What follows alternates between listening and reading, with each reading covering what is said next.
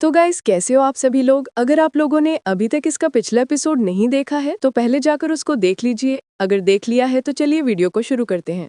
इस एपिसोड की शुरुआत में हम लोग उस फीमेल डिसाइपल को कुछ सोचते हुए देखते हैं कि वो सीनियर के देखभाल करके उनका फायदा उठाने के बारे में सोचते हुए देखते हैं। वे सोचती है दुनिया के लिए अपने प्रियजनों के लिए थोड़ा नुकसान सह लेना मेरे लिए जियांग लिंगजू के लिए क्या बड़ी बात है। और फिर वो युआन से बोलने लगती है, मैं जियांग लिंगजू एक सर्वेंट, एक घोड़ा, गाय बनने को तैयार हूँ, सीनियर ब्रदर की मदद करने, उनकी परेशानियों को दूर करने के लिए। और ये बात सुनकर जुगे यांग और कांग शॉक हो जाते हैं। और ये बात सुन के तो युआन भी शॉक हो चुका था। और आगे से जियांग लिंगजू अपनी आंखों में आंसू ले आती है और ऐसे ही हाथ जोड़ के युआन को देख रही होती है। और तभी सिस्टम नोटिफिकेशन आता है, किसे पीक की आखिरी कैंडिडेट डिसाइपल। अगर किसे पीक जल्द ही किसी को नहीं लेता तो बाकी 4 पीक जबरदस्ती डिसाइपल्स भेज सकते हैं। और उसे ऐसा करता हुआ देखकर युआन मन में सोचता है, ये क्या मुश्किल हो गया, जबरदस्ती भेजे गए प्रॉब्लम डिसाइपल्स से कैसे निपटूं। छोड़ो, इसी को ले लेता हूँ, वैसे भी ये अकेली लड़की है, मास्टर के लिए मुझसे कम्पीट तो नहीं कर सकती। और फिर वो मान जाता है उसे लेने के लिए। फाइन। और उसे मानता हुआ देख के वो खुश हो जाती है और कहती है थैंक यू सीनियर ब्रदर की। और ये देख के वो चारों मन में सोच रहे होते हैं, ओह तो की युआन को इस तरह की चीजें पसंद है। और आगे बताया जाता है, एक लड़की जो अपनी ही कोशिशों से खुश थी लेकिन असल में की युआन के पास कोई और चॉइस ही नहीं था। और तभी युआन उन सभी से कहता है, सब लोग सिलेक्शंस हो गए हैं, मैं पहले चलता हूँ। तो इस पर जुगे यांग उसे रोकता है, जूनियर ब्रदर की युआन, 1 मिनट रुकिए। और वो पूछता है, मुझे यंग युआन पिल के फॉर्मूला के बारे में कुछ सवाल आपसे पूछने हैं। जूनियर ब्रदर, क्या आपके पास मुझे समझाने का टाइम है? अगर आप मेरे डाउट्स क्लियर कर सकें तो मैं बदले में एक फाउंडेशन बिल्डिंग स्पिरिचुअल आइटम देने को तैयार हूँ। और तभी ये सुनकर आगे से कांग सोच रहा होता है, एक फाउंडेशन बिल्डिंग स्पिरिचुअल आइटम, ये सस्ता नहीं होता।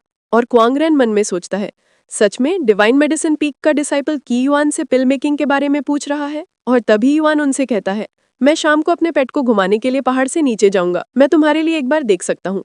इस पर जुगे यांग कहता है, ये ठीक है।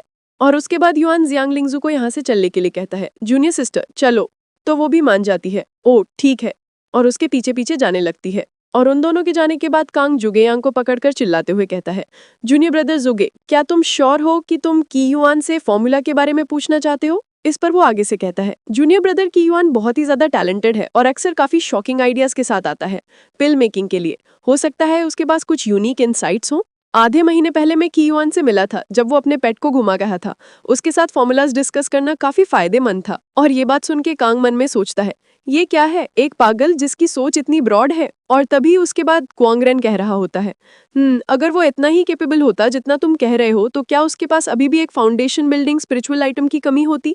जूनियर ब्रदर्स जोगे, तुम अपना फाउंडेशन बिल्डिंग आइटम खोने वाले हो। और फिर आगे से जुगेयांग कहता है, एक कदम पे जीनियस और अगले ही कदम पर पागल, की युआन के पास सच में यूनिक इनसाइट्स हो सकते हैं। और ये बात सुन के वो भी कहता है, ठीक है, हमें अभी भी कुछ सीरियस मामलों को देखना है। अगर आप सबको कोई ऑब्जेक्शन नहीं है तो मैं पहले लोगों को सिलेक्ट करना शुरू करता हूँ। और फिर वो जिसे पहले देख रहा था उसे घूरने लगता है और ये देखकर वो डिसाइपल भी घबरा जाता है। और उसके बाद सीन शिफ्ट होता है किसे पीक में, जहाँ पे युआन जियांग लिंगजू को ला चुका था और जियांग लिंगजू इस जगह को देख रही होती है। तो ये है किसे पीक। और उसके बाद वो युआन से पूछती है, सीनियर ब्रदर, क्या मास्टर वही है? मास्टर किस तरह की इंसान है? और ये बात सुनकर युआन बताने लगता है, मास्टर बहुत ज्यादा ब्यूटीफुल है। और ये बात सुनकर जियांग लिंगजू शॉक हो जाती है और सोचती है, रुको, क्या ये शब्द मास्टर को डिस्क्राइब करने के लिए है? और आगे बोलती है, और ब्यूटीफुल होने के अलावा?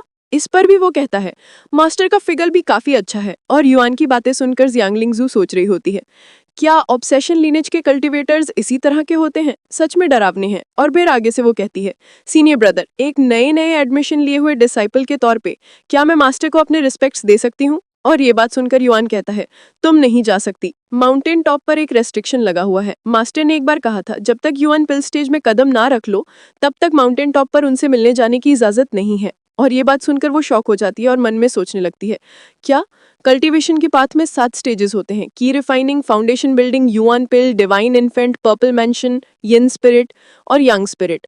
फाउंडेशन बिल्डिंग पर ही एक कोर डिसाइपल बन जाते हैं और युआन पिल स्टेज पर सेक्ट के अंदर हाई लेवल बन सकते हैं। मेरे टैलेंट के साथ और फैमिली से पूरा सपोर्ट मिलने के बाद भी युआन पिल कल्टीवेटर बनने में मुझे 10 साल से ज्यादा लग जाएंगे। और बोलती है, मास्टर ने इतनी कठिन रिक्वायरमेंट्स क्यों रखी हैं? इस पर युआन कहता है, मास्टर शायद वो मुझसे देखने से डरती हैं। और ये बात सुनकर वो सोचने लगती है, मास्टर आपसे मिलने से भला कैसे डर सकती हैं? और वो सोचते सोचते युआन के साथ जाने लगती है।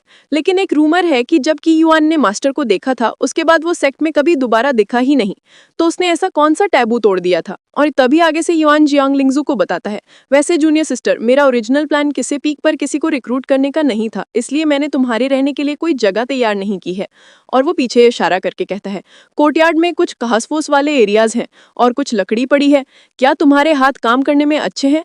अपने लिए एक घास फूस की झोपड़ी बना लो और अभी के लिए वहीं रहो। और फिर वो यहाँ से जाने लगता है। मैं वापस जा रहा हूँ। और युआन को यहाँ से जाते हुए देखकर ये ऐसे ही खड़ी रह जाती है और मन में बोल रही होती है, मैं माइटी जियांग क्लैन की, मुझे सच में अपना घर खुद बनाना पड़ेगा, और वो भी एक घास फूस की झोपड़ी। लेकिन वो अपने आप को शांत करने लगती है, शांत हो जाओ, शांत हो जाओ। और वो मन में सोचती है, बेशक सीनियर ब्रदर की थोड़े अनरीजनेबल हैं, लेकिन मैं यहाँ आने का मकसद नहीं भूल सकती।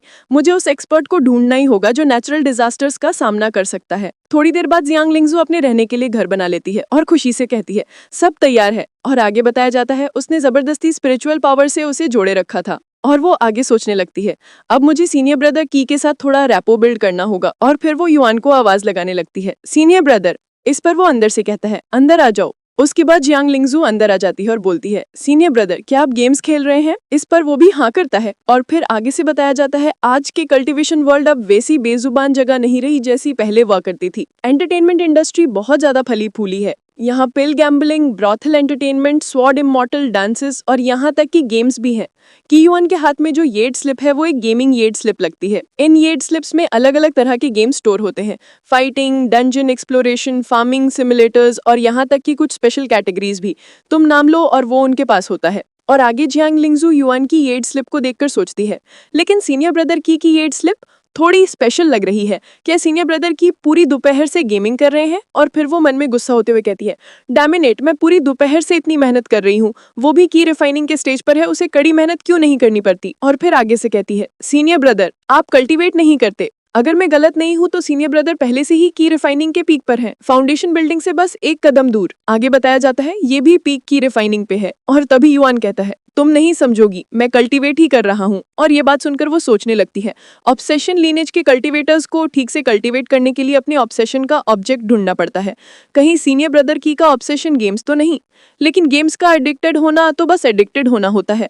ऑब्सेशन लीनेज वाले भी गेम्स खेलकर कल्टीवेट नहीं कर सकते। वो ऐसा सोच ही रही थी कि तभी वो कहता है, तुम्हें मुझसे क्या काम है, सीधे बोलो। इस पर वो कहती है, सीनियर ब्रदर, मैंने घास फूस की झोपड़ी बना ली है, क्या आप मुझे किसी पीक की कल्टीवेशन टेक्निक सिखा सकते हैं? और इस पर युआन कहता है, किसी पीक की कल्टीवेशन टेक्निक को कल्टीवेट नहीं किया जा सकता। और ये बात सुनकर वो कहती है, हैं? क्यों नहीं? और वो मन में सोच रही होती है, कहीं इस कल्टीवेशन टेक्निक में कोई सीक्रेट तो नहीं? क्या इसका उस रहस्यमयी एक्सपर्ट से कोई लेला देना है?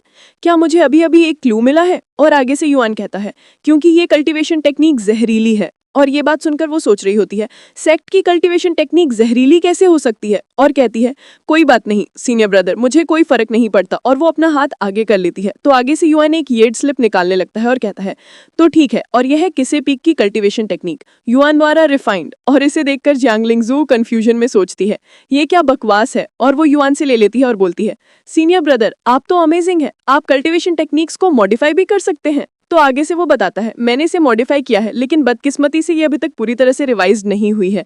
मैं तुम्हें इसका कंप्लीट वर्जन बाद में दे दूंगा।